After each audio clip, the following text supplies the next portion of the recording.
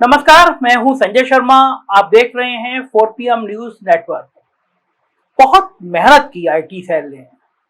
Bharatiya Janata party के नेताओं ने बड़ी कोशिश करी।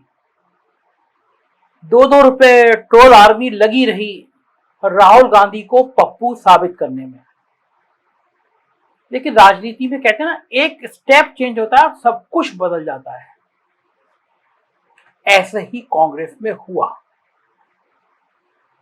भारत जोड़ो यात्रा ने पूरी कांग्रेस की ओवरहालिंग कर दी, बदल दी राहुल गांधी की पप्पू वाली इमेज। और अब कांग्रेस पार्टी अब कुछ बदली हुई नजर आ रही है। बदली हुई इसलिए भी क्योंकि कांग्रेस के पूर्व अध्यक्ष राहुल गांधी सड़क पर निकल पड़े हैं। अगले 4 महीने तक वो सड़क पर हैं। सड़क की यात्रा करते रहेंगे 4 महीने तक, क्योंकि उनकी भारत यात्रा चल रही है। इस भारत जोड़ो यात्रा ने उन लोगों की जुबान पर ताला लगा दिया जो बात करते थे कांग्रेस मुक्त भारत की, मगर कांग्रेस मुक्त भारत की बात करते करते वो इतने खुश हो गए, इतने उत्साह में आ गए कि क्षेत्रीय दल मुक्त भारत के बोल तक बोलने लग गए। लेकिन अब हालात ये हैं कि गोदी मीडिया के लिए भी राहुल गांधी को तवज्जो देना मजबूरी बन गया है।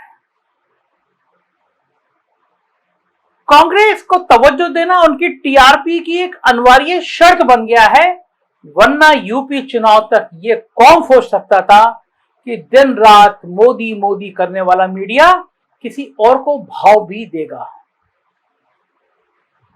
इन गोदी मीडिया वालों की हालत ये थी कि यूपी चुनाव के दरमियान एक बार जब अखिलेश यादव ने एक बहुत बड़ी महिला पत्रकार को व्यंग किया था उन पर और कहा था आप तो ईमानदार पत्रकार हैं, आप तो देश की सबसे बड़ी ईमानदार पत्रकार हैं, मिर्ची लग गई थी, वो बुरी तरह तिलमिला उठी थी। उसके बाद कई सारे गोदी मीडिया के पत्रकारों को अखिलेश यादव ने कहा कि आप तो ईमानदार पत्रकार हैं, और वो तिलमिला जाते थे। लेकिन अब हालात बदलते हुए नजर आ रहे हैं। सारे बड़े चैनलों की एक ओपी वैन राहुल गांधी की भारत जोड़ो यात्रा के साथ चलती हुई नजर आ रही है। कांग्रेस अध्यक्ष के चुनाव को ऐसे कवर किया जा रहा है जैसे अमेरिका के राष्ट्रपति का चुनाव हो। अशोक गहलोत कब आए, किससे मिले, क्या खाया, उनके हाथ में क्या था, पवन बंसल कहां गए, खड़गे साहब किधर निकले, दिग्विजय सिंह किधर हैं, दिग्विजय सिंह कैंडिडेट है, प्रस्तावक हैं। ये सब बातें लगातार टीवी चैनलों के चर्चा के केंद्र में रही। यहां तक कि राहुल गांधी की टी शर्ट कितने रुपए की है, इस पर बिल्कुल वैसी बहस हो रही है जैसे कभी सोशल मीडिया में मोदी जी के 10 लाख के सूट को लेकर हुआ करती थी। लेकिन राहुल गांधी इन सब से हीरो नहीं बने हैं। इन सब चीजों से राहुल गांधी की इमेज बदल गई हो, ऐसा भी नहीं है। राहुल गांधी आज की तारीख में हीरो इसलिए बने क्योंकि वह समूचा भारत पैदल ही नापने निकल चुके। उनके भारतीय जनता पार्टी शासित कर्नाटका में घुसते ही पिछले 4 लोकसभा चुनावों में कर्नाटक में लगातार जीत हासिल कर रही भारतीय जनता पार्टी की नींद हराम हो गई है। दरअसल कर्नाटक में भारतीय जनता पार्टी की नींद इसलिए हराम हो गई क्योंकि एक तरफ तो राहुल गांधी की भारत जोड़ो यात्रा को राज्य में भारी सफलता मिलती दिख रही है, वहीं येदियुरप्पा के गढ़ उत्तर कर्नाटक से आने वाले दलित नेता मल्लिकार्जुन खड़गे कांग्रेस के अध्यक्ष बनने जा रहे हैं। मतलब जिस राज्य से बीजेपी ने बहुत उम्मीद जता रखी थी, कर्नाटक में मेहनत कर रही थी, उस राज्य में कांग्रेस ने बीजेपी को चारों तरफ से घेर लिया है। लेकिन सवाल कांग्रेस का या कर्नाटक के चुनाव से भी बड़ा है। ये बड़ा क्यों है, ये मैं आपको एक वाक्य सुनाता हूं, आपकी समझ में आ जाएगा ये बड़ा क्यों है। 2019 के आखिर में महाराष्ट्र विधानसभा का चुनाव चल रहा था। उस दरमियान शिवसेना के युवा नेता आदित्य ठाकरे को लेकर कई तरह की चर्चा चल रही थी। टीवी पर एक शो में आदित्य ठाकरे पर हो रही चर्चा के दौरान एक एंकर अंजना ओम कश्यप, उनको लगा कैमरा बंद है, बोलते बोलते आदित्य ठाकरे को बोल गई कि ये शिवसेना का राहुल गांधी साबित होगा। अंजना ओम कश्यप की ये क्लिप चारों तरफ वायरल होने लगी, यहां तक कि उनके अपने चैनल आज तक के मैनेजमेंट से भी उनकी काफी डांट पड़ी। उन्हें ट्वीट करना पड़ गया कि मेरे उस बयान का चैनल से कोई लेना देना नहीं है और ये मेरा व्यक्तिगत बयान था जिसके लिए मुझे खेद है।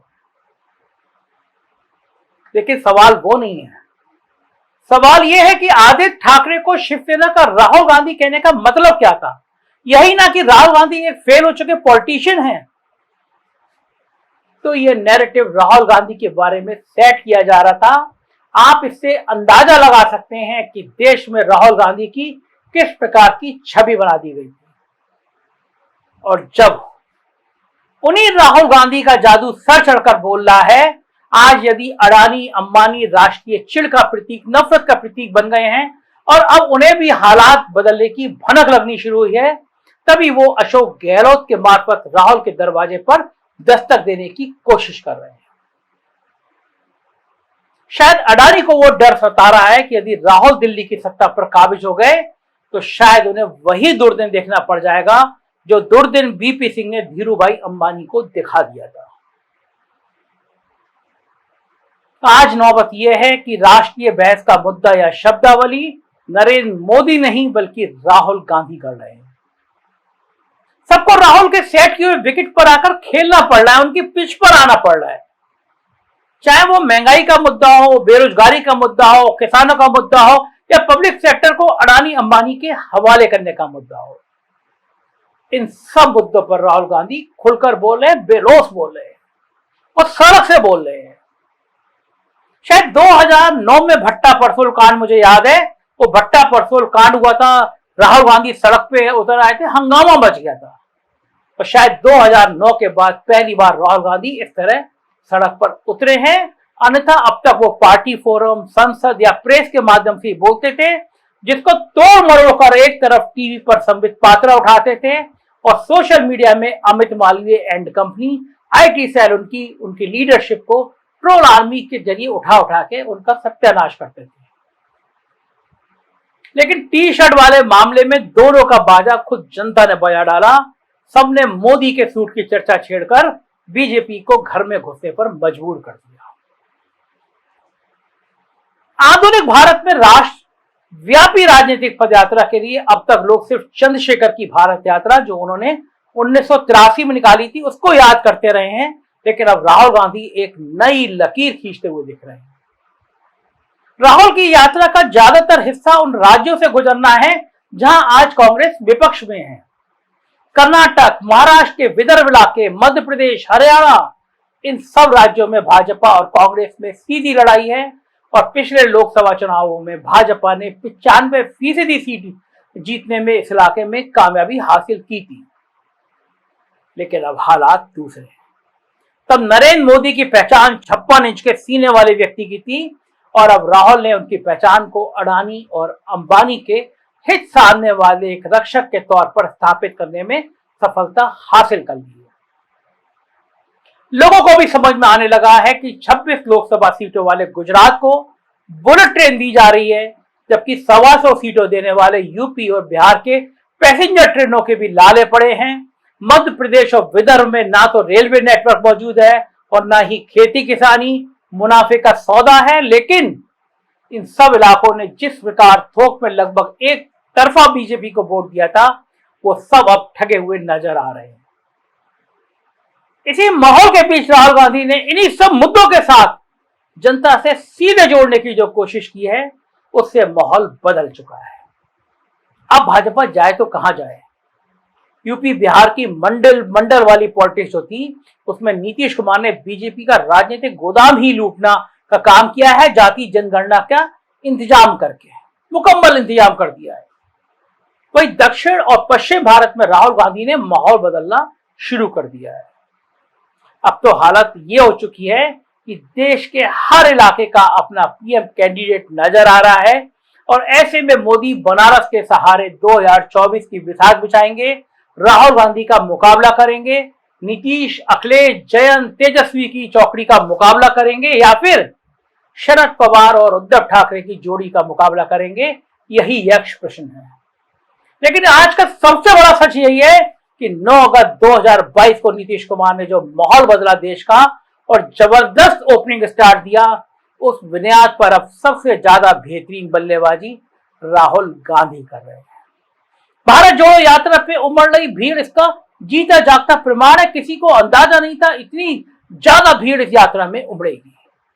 हमारी निगाह रहेगी भारत जोड़ो यात्रा पर, राहुल गांधी पर और देश की राजनीति पर।